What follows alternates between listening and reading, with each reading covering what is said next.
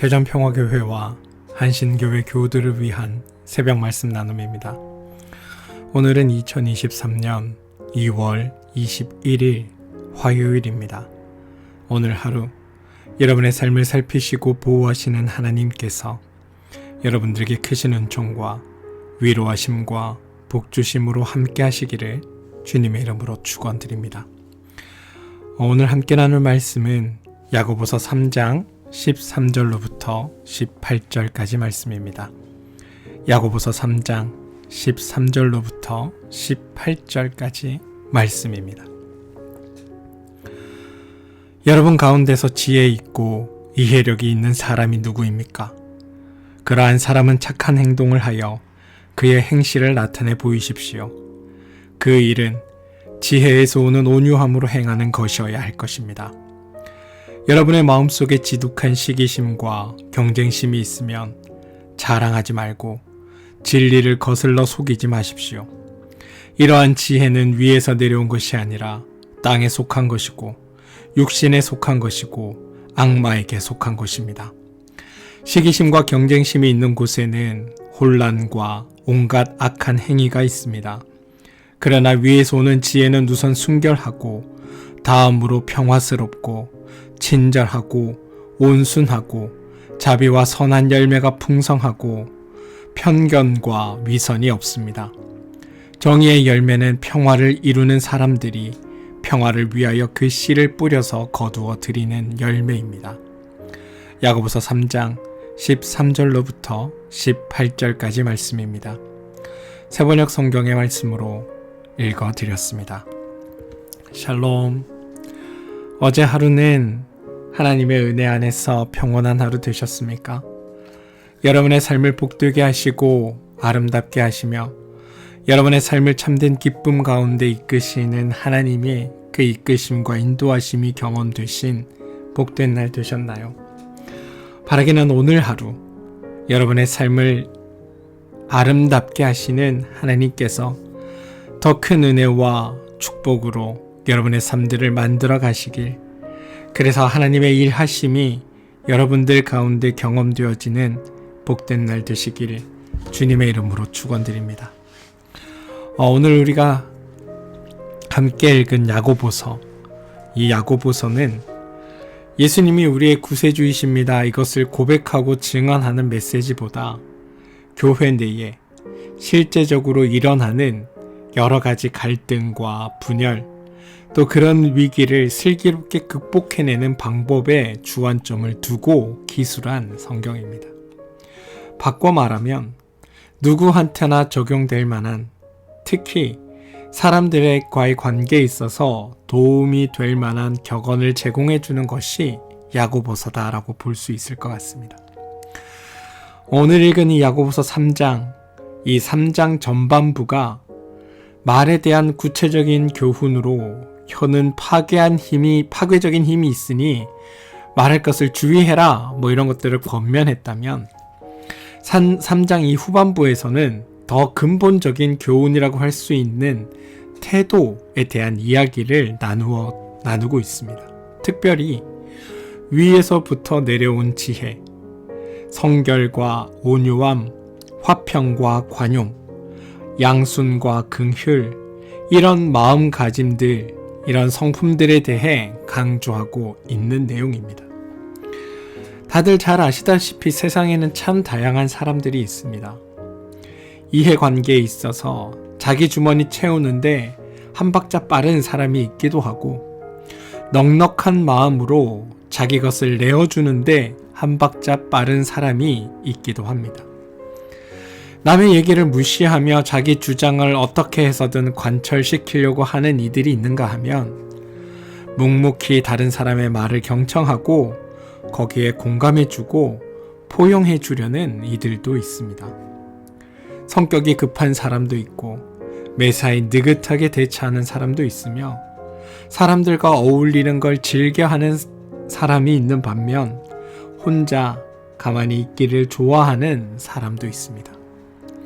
이처럼 사람들은 저마다 성격과 개성을 지닌 개개인들이 한데 어우러져 살아갑니다. 그럼에도 불구하고 우리가 사는 세상이 어느 정도 이렇게 서로 간의 평화를 지키며 살아갈 수 있다는 것, 이것도 또한 생각해보면 기적은 아닐까라는 생각이 들기도 합니다. 하지만 워낙 다양한 이들이 모여있기에 사람들이 모이는 곳에는 다툼, 갈등, 싸우고 지지고 볶는 일들이 생기기 마련입니다. 얼마 전 라디오를 통해서 한 이야기를 접했습니다. 친한 친구 셋이 여행을 갔는데 이제 아침이 되어 이제 밥을 먹어야 될 상황이 되었다고 합니다. 근데 이제 본인은 허기가 져서 빨리 가서 밥을 먹고 싶은데 친구들은 최소한 이렇게 기본적인 화장은 하고 가야 된다. 그러니 조금만 더 기다려 달라 이렇게 이야기하더랍니다. 이 일을 비롯해서 그 밖에 사소한 일들이 자꾸만 누적되다 보니까 친구들과의 여행이 매우 힘겹게 느껴졌던 모양입니다. 여행을 돌아와서 친구들이 또 우리 같이 여행 가자고 하는데 이때는 어떻게 해야 할지 모르겠다며 고민을 토로하는 이야기였습니다. 남들이 보기에 별것 아닌 것 같을 수 있지만 당사자한테는 그렇지 않았다는 것입니다. 라디오 진행자들의 이 이야기에 깊이 공감해주면서 라디오 진행자들은 이 이야기에 깊이 공감해주면서 슬기롭게 극복해 나가라고 권면합니다. 아니면 아예 여행을 안 가는 것도 방안이 될 수 있지만 차라리 그러기보단 여행지에서 적당한 간격을 두고 24시간 내내 딱 붙어 있기보다 조금 이렇게 가고 싶은 데를 정해서 이렇게 다니면 따로따로 다니다가 정해진 시간에 만나면 어떻게 했냐 이런 지혜들을 제시하듯 했습니다. 갈등의 종착점, 이것이 싸움이나 폭력이나 살인이나 서로 다시 보지 않음 이런 종류로 흘러가서는 안 됩니다. 피비린내 나는 전쟁으로 번져서도 안 됩니다. 갈등 자체를 완전히 회피하거나 없앨 수는 없겠지만 갈등을 지혜롭게 돌파하는 법을 학습해가고 익혀가는 것, 이게 참다운 성숙이라고 말할 수 있습니다. 지혜, 성결, 온유함, 화평과 관용, 양순함과 긍휼함을 체득해 나가는 과정, 이게 하나님 안에서 그리스도인으로 빚어져 가는 그런 여정이라는 겁니다. 본문 이야기를 이제 해보고자 합니다. 우리는 하나님의 형상으로 지음 받았습니다. 그런데 우리의 인간됨을 말살시키려는 사단의 전략이 있습니다. 그게 무엇일까요? 바로 분열입니다. 19세기와 20세기 인류의 역사는 제국주의, 다시 말해서 다른 나라를 침탈해서 그 나라의 노동력과 자원을 나의 것으로 빼앗아 오는 것으로 점철되었습니다. 이때 식민주의자들이 취했던 계략이 뭐냐면, 어려운 얘기인데요, 디바이드 앤 롤이었다고 합니다. 뭐냐면 식민 지배를 당하는 이들의 힘이 한데 모이지 못하도록 하는 것이었습니다. 그들을 분열시키는 게 그들이 했던 일이었습니다. 다들 많이들 보셨을 영화인 밀정, 여기도 보면 독립운동가들의 그 이야기 속에 항상 밀정들, 그러니까 스파이들이 등장해서 독립운동가들이 하려고 했던 일을 방해하고 또 그것을 사전에 차단하는 일들이 만연하게 일어나지 않습니까? 이와 마찬가지로 하나님 일을 함에도 있어서 중간에 사단의 영향이 어떻게 드러나냐 하면, 어떤 일을 행함에 있어 중상모략이 펼쳐지고 하나됨의 비전을 묘연하게 만들고, 또 그래서 어떤 일을 하고 나서 그 일을 통해 하나됨이 드러나기보다 어떤 일을 행함에 있어서 갈등과 분열이 드러나게 하는 것, 이게 사단의 전술이라는 겁니다. 파벌을 짓고 서로 경쟁하고 적대감을 부추기는 것, 이게 사단이 교회에서 행하는 일들입니다. 제가 이런 이야기를 하는 까닭은 오늘 읽은 야고보서의 서술 배경이 이런 맥락 속에 있기 때문입니다. 교회 안에 소위 세상에서 잘 나간다고 하는 사람들, 그런 이들이 으스대기 시작한 겁니다. 위선적이고 독선적인 태도로 다른 이들을 가르치려고 듭니다. 듣기는 더디하고 말하기와 성내기에 열을 올립니다. 그들은 자기만 옳다고 여기면서 자기의 의에 사로잡혀서 다른 사람들의 의견에 귀를 기울이지 않습니다. 그러면서 그들은 교회 공동체의 평화를 파괴하고 분란을 일으킵니다. 이와 같이 오만하고 교만한 자들이 곧 거짓 교사들입니다. 섣부르게 사람들의 신앙이 좋으니 나쁘니 함부로 남의 신앙을 판단하고 흥분해서 이 사람 저 사람 격정적으로 정죄하고 비방하는 그런 자들을 성경은 거짓 교사라고 이야기하고 있습니다. 생각해보면 이들의 행동이 얼마나 파괴적이었고 얼마나 폭력적이었는지 상상해 볼 수 있습니다. 야고보서는 이러한 일로 홍역을 앓고 있는 교회들에게 화평의 지혜를 가질 것을 당부합니다. 그러면서 동시에 의의 열매를 맺으라고 요청하고 있습니다. 적대감이나 분쟁이 아니라 평화를 지향할 것을 요구하고 있다는 겁니다. 3장 15절을 보니 지혜는 하늘로부터 내려온 것이다 라고 쓰여져 있습니다. 그리고 여기서 말하는 지혜란 독선적이고 위선적이고 교만하고 격정적이고 흥분한 상태와 거리가 먼 것들, 다시 말해 겸손과 온유와 거짓 없음과 차별하지 않는 마음과 외모로 사람을 판단하지 않는 것, 이런 것들을 성령의 열매라고. 교회는 하나님의 이런 성품을 본받고 하나님의 은혜 안에 머무는 일을 통해서 우리 자신을 그러한 존재들로 빚어가는 장이 되어야 한다고 말하고 있다는 겁니다.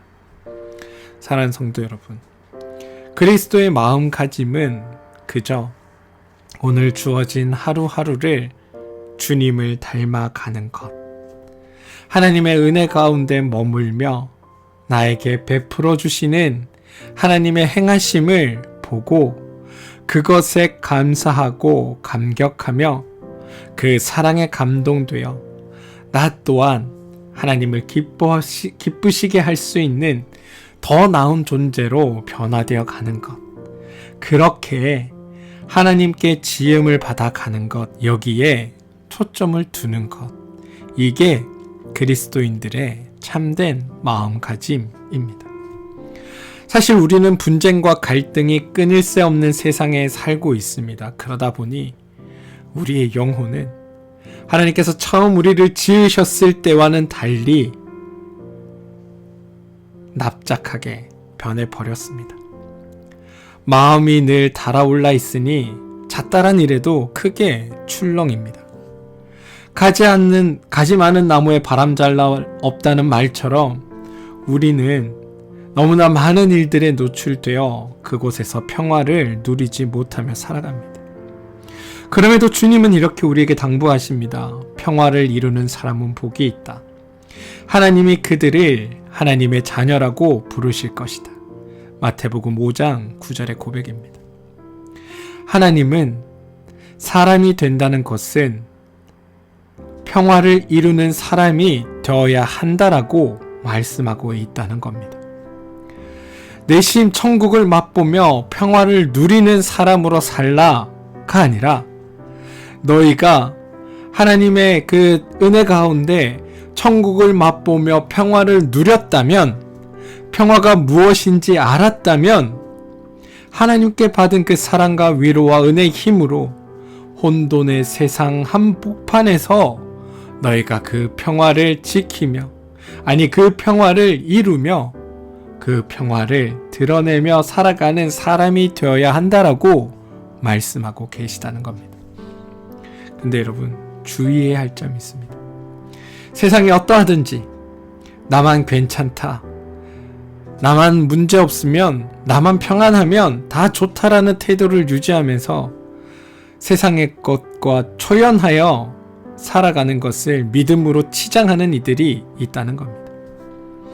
이웃들의 신음소리가 우리 귓가에 들리는데 나 홀로 누리는 이 삶의 평안함을 두고 나는 평화롭다, 하나님의 평화가 우리 가운데 가득하다라고 말한다면 이건 거짓된 평화일 수 있다는 겁니다.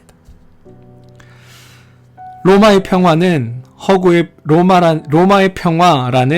허구의 평화가 세상을 기만할 때 우리 주님은 새로운 평화의 길을 제시하셨습니다. 어제 제가 말씀드린 힘을 내려놓는 것.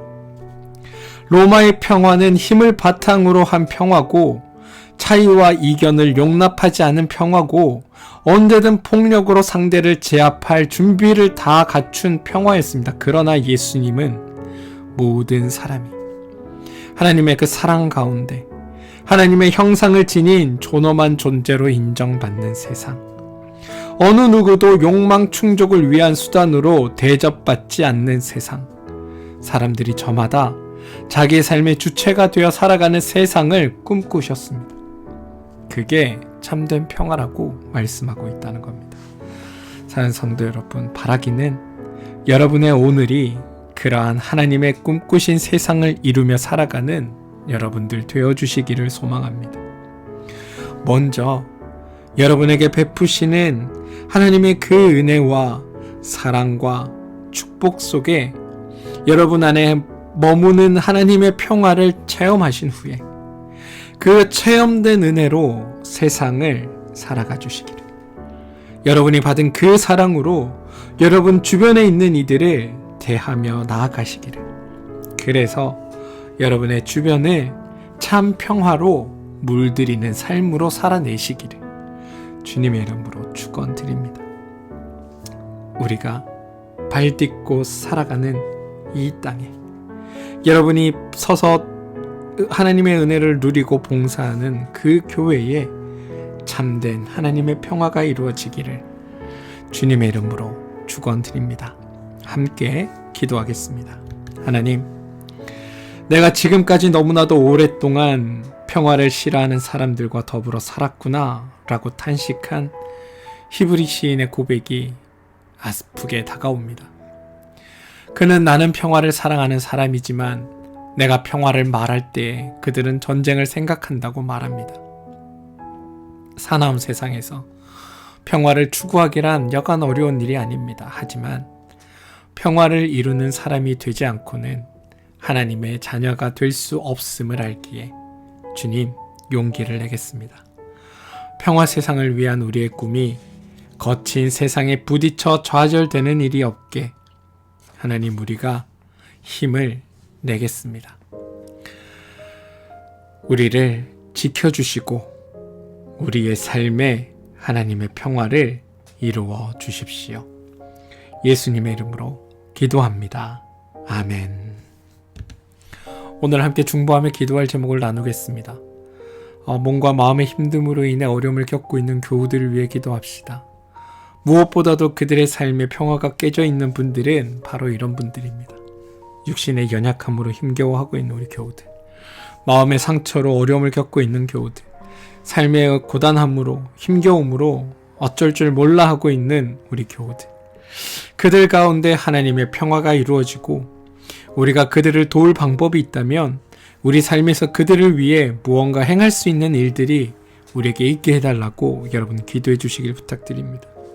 특별히 육신의 연약한 이들에게는 하나님의 치유하심과 낫게 하심과 회복하심이 나타나서 그들이 하나님과 함께 살아가는 그 삶에 온전한 기쁨과 감사를 누리며 사는 일이 있게 되게 해달라고 기도해 주시고 그들의 삶에 참 평화가 이루어지게 해달라고 기도해 주시기 바랍니다. 마음의 상처와 삶의 힘겨움으로 괴로워하고 있는 교우들, 그들에게는 하나님의 온전한 평화로움이 그들의 삶을 이끌어갈 수 있도록 하나님께서 그들의 삶의 문제들과 마음의 상처들을 치유하시고 해결해달라고 여러분 기도해 주셔서 그들의 삶이 하나님 은혜 안에서 참 평화를 누리고 또 그 평화를 또 주변에 전할 수 있는 사람들로 살아갈 수 있게 되게 해달라고 여러분 기도해 주시길 부탁드립니다. 자녀들을 위해 기도하십시오. 하나님께서 우리 자녀들의 삶을 이끄시고 인도하셔서 그들의 삶을 누구의 삶보다 복되고 아름답게 만들어 달라고 여러분 기도해 주시길 부탁드립니다. 하시는 일과 사업체를 위해서 기도하시기 바랍니다. 여러분이 하시는 일과 그 사업체 안에 참된 평화가 이루어지길 소망합니다. 그곳을 방문하는 모든 이들, 여러분들이 만나는 모든 사람들에게 참된 하나님의 그 평안함을 전하시고 하나님의 평화의 관계들을 이루어내시고 만들어내셔서 또 하나님 주시는 그 지혜를 여러분이 살고 있는 그 삶의 자리에서 조금씩 빚어내셔서 하나님의 뜻을 드러내는 하나님의 사람들로 살아가 주시기를 주님의 이름으로 축원드립니다. 한신교회와 평화교회를 위해 기도해 주시길 바랍니다. 두 교회와 위에 하나님의 참된 평화와 하나님의 참된 위로하심이 드러나게 하시고 두 교회가 하나님의 평화를 이루어내는 아름다운 교회로 성장할 수 있게 되게 해달라고 여러분 기도해 주시기를 바랍니다. 그리고 두 교회를 담당하고 있는 목회자들과 목회자들의 가정을 위해서 여러분 꼭 기도해 주시기를 부탁드립니다. 나라와 민족을 위해서 기도해 주시고 남과 북이 하나님 은혜 안에서 온전히 참 평화를 이루어내는 관계로 성장해 나갈 수 있도록 기도해 주십시오. 또한 시리아와 티르키에 지진으로 인해 힘겨워하는 그들에게도 삶에 대한 희망과 소망을 하나님께서 부어주시고 그들이 그곳 안에서 새로운 평화와 이 어려움들을 이겨냄으로 인하여 그들 안에 참된 위로와 평화가 이루어지게 되게 해달라고 기도해 주시길 부탁드립니다. 러시아와 우크라이나 전쟁이 빨리 종식되어 더 이상 전쟁으로 힘겨워하는 이들이 없도록 하나님의 참 평화를 이 땅 가운데 내려달라고 우리 함께 기도하시기를 부탁드립니다. 사랑하는 성도 여러분, 하나님은 우리 삶에 누구보다도 관심을 가지고 계십니다. 하나님이 이 땅에 내려오신 것은 하늘의 것에만 집중하시기 위해서가 아니라 이 땅을 누구보다도 사랑하시기에 이 땅에 오셨던 겁니다. 그러니 우리 또한 하나님의 은혜를 경험하고 우리가 살고 있는 세상으로 나아가 하나님의 은혜를 드러내며 살아가는 게 우리들에게 주어진 일들입니다. 먼저 하나님의 평화를 맛보신 후에 여러분이 세상 가운데 나아가 혼탁한 세상에서 평화를 이루어내는 그런 사람들로 살아주시기를 주님의 이름으로 축원드립니다. 주님이 오늘도 여러분들의 삶에 함께 하시며 누구보다도 여러분의 문제들 앞에 먼저 일하십니다. 그러니 두려워 마시고 하나님을 의지하면서 나가시는 믿음의 여정이 여러분의 삶에 가득하시기를 주님의 이름으로 축원드립니다. 함께 기도하겠습니다.